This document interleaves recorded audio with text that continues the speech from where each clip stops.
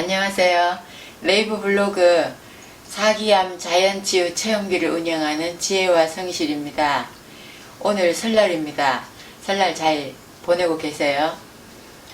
제가 그 설날 특집 제 마음속에 이런 감사하는 마음은 설날 특집으로 우리 하느님들에게 공유를 해야 되겠다 생각하고 오늘은 특별히 좀 다른 설날다운 주제를 생각해 봤습니다. 감사에 대한 건데요. 제가 그 암 하느님들이 올해 그러니까 암을 쉽게 이긴 하느님들의 특성을 지난번에 말씀을 드린 게 있는데 그 중에 감사의 마음이 있었거든요. 근데 오늘은 그 감사 일기에 대한 내용입니다. 감사의 마음을 가지자 하면서도 뭔가로 표현하지 않으면 우리가 감사의 마음을 구체적으로 표현하지 않으면 그냥 흘려보내거든요. 근데 제가 오늘 아침에 제 그 블로그 팔로우님으로부터 정말 좋은 그 영상을 하나 받았어요. 카톡으로 받았는데 그 영상을 보면서 이거 정말 좋다 이런 생각을 하게 됐습니다. 그 내용을 말씀을 드릴게요. 그 사생아로 태어난 사람이 있어요. 사생아로 태어나서 할머니의 손에 자란 소녀가 있습니다. 이 소녀가 삼촌의 성폭행으로 14살에 미혼모가 됐습니다.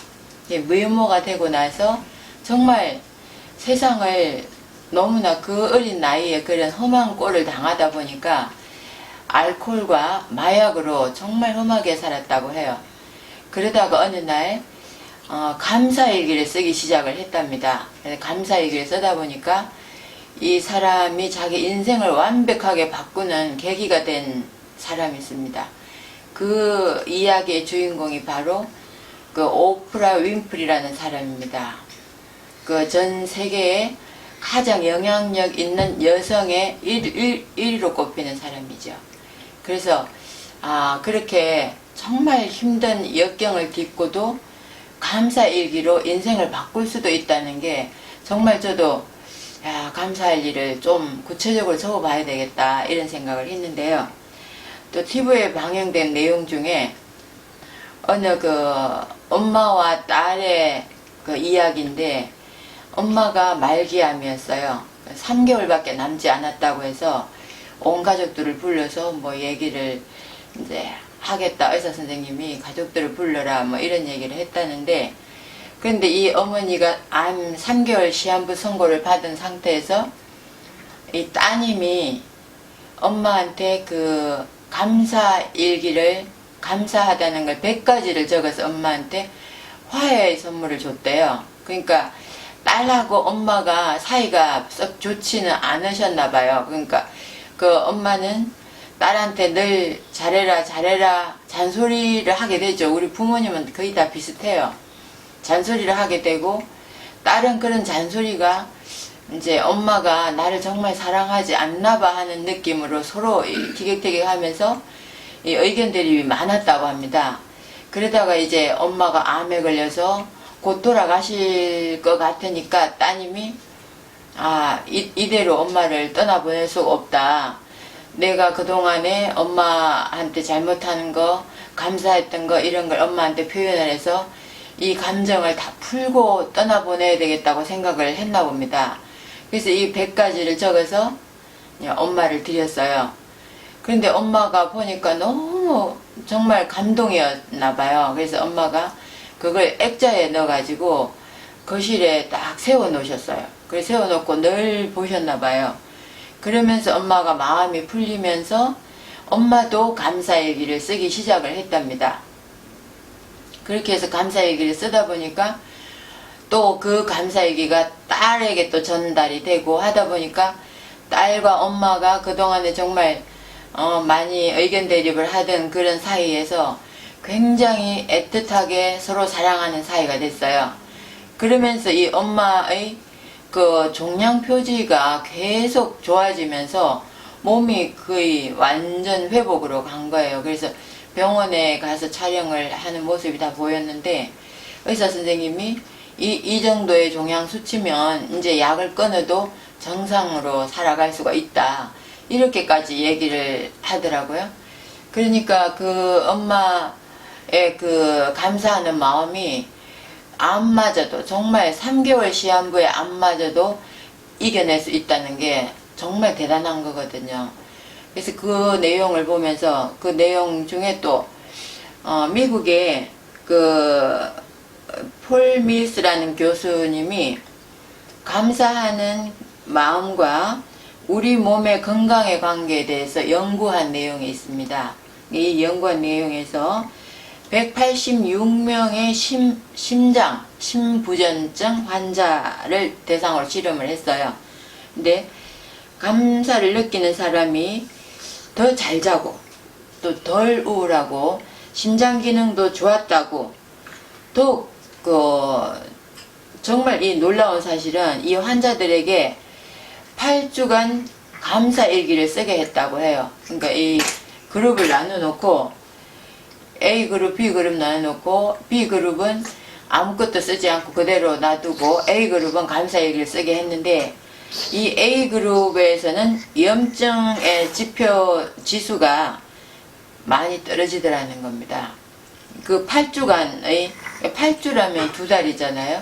그 2달간임에도 불구하고 굉장히 그 긴 시간도 아닌데 염증 지표가 굉장히 떨어졌다는 건 엄청난 의미가 있는 것 같아요. 그래서 폴 밀스 교수님의 얘기는 늘 뭐 일정한 시간을 정해둘 필요도 없고, 또 막 100가지라면 100가지를 정해둘 필요도 없다. 매일 언제든 몇 가지라도 쓰게 했다고 합니다. 그러니까 저녁이 되면 이제 몇 가지를 5가지 쓴 사람도 있고 10가지를 쓴 사람도 있고 그랬겠죠. 그렇게 했더니 마법 같은 일이 벌어졌다고 표현을 했습니다. 그래서 정말 마법 같은 일이라는 게 이 건강이 회복된다는 게 정말 신기했다. 근데 우리가 화낼 때가 있고 감사할 때가 있죠. 네, 화낼 때하고 감사할 때는 우리 뇌에 그 활성화되는 뇌의 영역이 서로 다르다고 합니다. 다른 게, 화낼 때는 교감신경계를 자극한다고 해요. 우리가 교감신경이 우세한 사람이 그 암에 잘 걸린다는 내용을 아보도르 교수의 면역혁명에 아주 많이 등장을 하는 얘기거든요. 교감신경, 부교감신경이 많이 나오는데, 특히 교감신경 우위에 있는 사람들이 암에 잘 걸리더라, 이런 내용이 있어서 제가 참 나도 교감신경 우위의 체질인가 이런 생각을 해봤는데, 이 화를 낼 때, 사람이 화를 낼 때 교감신경계가 자극이 되면서 아드레날린이라는 신경전달 물질이 분비된다고 합니다. 아드레날린. 근데 이 아드레날린이 어떤 역할을 하느냐면 우리 뇌의 부신을 자극하고, 이 부신이 자극되면 스트레스 호르몬인 코티솔이 분비된다고 해요. 그러면 스트레스 호르몬이 분비가 됐을 때 혈액이 근육 쪽으로 몰린다고 합니다. 이게 코티솔이 분비가 되면 혈액이 근육 쪽으로 몰리면서 혈압과 혈당이 올라가더라. 그리고 심장박동이 빨라지더라. 이런 내용이 나옵니다. 화낼 때 모든 사람들이 그런 증상을 보인다고 하니까 우리 뇌의 화낼 때 그 영역 자체가 다르다는 게 정말 잘 기억하고 있어야 될 것 같아요. 화를 낼 것인가, 감사함을 가져야 될 것인가. 그런데 또 한 가지, 감사함을 가질 때 이 뇌의 그 반응을 보니까 이 측두엽 중에 사회적 관계 형성과 관련된 부분과 즐거움을 느끼는 쾌락 중추가 작용을 해서 도파민, 세로토닌, 엔돌핀 같은 이런 그 행복 호르몬이 분비되더라고 합니다. 그래서 이 행복 호르몬의 영향으로 우리의 몸은 심장 박동과 혈압이 안정되더라.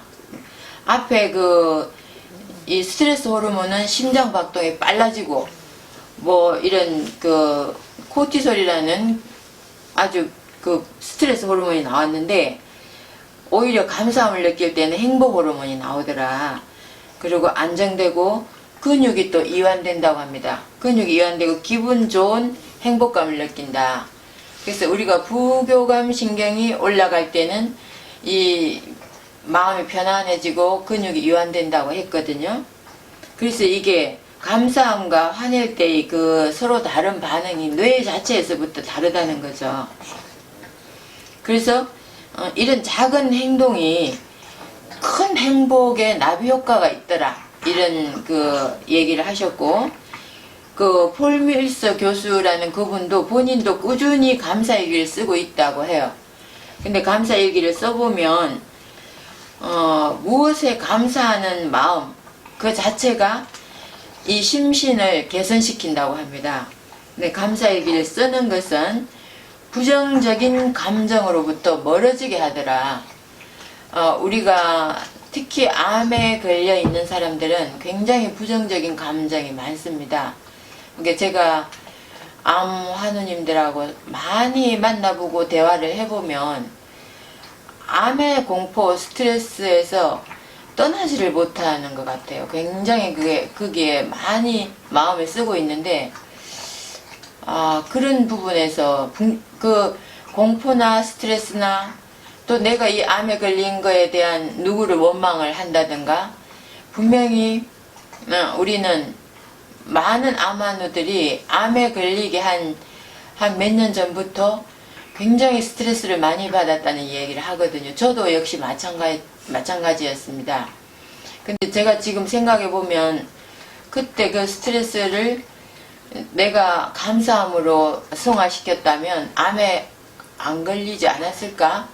그때 이걸 알았더라면 얼마나 좋았을까? 이런 생각을 하게 되는데, 거의 다 또 그리고 가족 간에도 스트레스를 주는 사람이 있었다는 거죠. 그래서 어떤 분은 뭐 시부모님에게 너무 혹독한 시집살이를 했다. 또 어떤 분은 남편이 바람을 피워서 너무 스트레스를 받았다. 또 형제가 동생이 또 갑자기 교통사고로 죽음으로 인해서 스트레스를 너무 많이 받았다. 뭐 이런 내용들을 얘기를 하거든요. 그래서 이 스트레스, 과도한 스트레스가 암을 일으키는구나 이런 생각을 했는데, 우리가 스트레스를 받아서 암이 걸렸다면 이제는 그 스트레스를 하나하나 걷어내는 연습, 그게 감사함을 가지는 감사 일기를 씀으로써 이걸 걷어내는 연습이 되지 않을까, 그런 생각을 해봤습니다. 그래서 감사를 처음에는 감사 일기를 쓰면 쓸 게 많지를 않아요. 제가 오늘 감사 일기를 써봤는데 아무리 길게 쓰려고 해도 30개를 못 넘었거든요. 그런데 쓰다 보면 100개를 채우는 사람도 있다고 해요. 이제 30개 정도를 못 넘겼는데, 처음부터 뭐 30개, 100개 할 거 없이 5개, 10개에서부터 감사일기를 쓰게 된다면 온 가족이 같이 한번 써보자. 근데 가족이 암 환우를 위해서, 정말 가족의 암 환자를 위해서 같이 노력을 해주는 그런 마음으로 암 환우의 그 개선을 위해서 그냥 아내가 암이면 남편, 자식까지 같이 감사일기를 쓰고 단 10분이라도 감사일기를 서로 발표하면서 서로에게 감사하는 마음을 가지는 거. 그래서 제가 감사일기를 써보니까 감사일기 쓸 때 기분이 좋아요. 근데 자꾸 쓰다 보면 나중에는 화낼 일마저도 감사함으로 바뀌어버린다고 해요, 마음이. 그만큼 감사하는 마음은 훈련이 필요한 것 같습니다. 그래서 올해는 우리가 다 정말 암을 이겨내기 위해서 감사 일기를 써보자. 매일매일 오늘 날짜를 적고 오늘 어떤 일 때문에 감사했다. 저는 아침에 일어나서 오늘 푹 잤다. 이게 푹 잤으니까 감사하다. 그리고 또 제 남편이 아침에 푹 자게 하기 위해서 우리 고양이를 데리고 나와서 밥을 먹이고 문을 딱 닫아줬거든요. 제 방 문을 닫아주니까 저는 또 조용하게 더 푹 잘 수 있었던 것 같아요. 그래서 이런 거 하나하나 우리 고양이가 오늘 밥 잘 먹고 잘 노는 것도 감사하다. 남편도 밥 잘 먹는 거 감사하다. 또 청소를 다 해줘서 감사하다.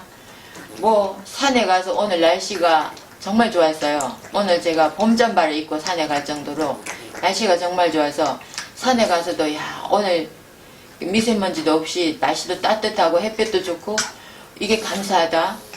산에 가니까 또 사람들이 많았어요. 다 행복해 보였습니다. 이게 설날인데도 가족끼리들 많이 오셨어요. 그래서 그분들을 보면서 야 행복해 보인다, 감사하다. 뭐 이런 정말 이게 이 산에 가면서도 감사한 그런 생각을 자꾸 계속 제가 오늘 목표를 한 30개를 만들어 보자 생각하면서 하나 둘 세면서 갔거든요. 그러니까 이게 그런 실제로 내가 행동으로 옮겨보지 않으면 감사하는 마음이 들다가 말다가 그럴 것 같아요. 그러니까 감사 일기를 꼭 써보는 올 한 해가 되면서 우리가 암에서 벗어나는 한 해를 만들었으면 좋겠습니다. 감사합니다.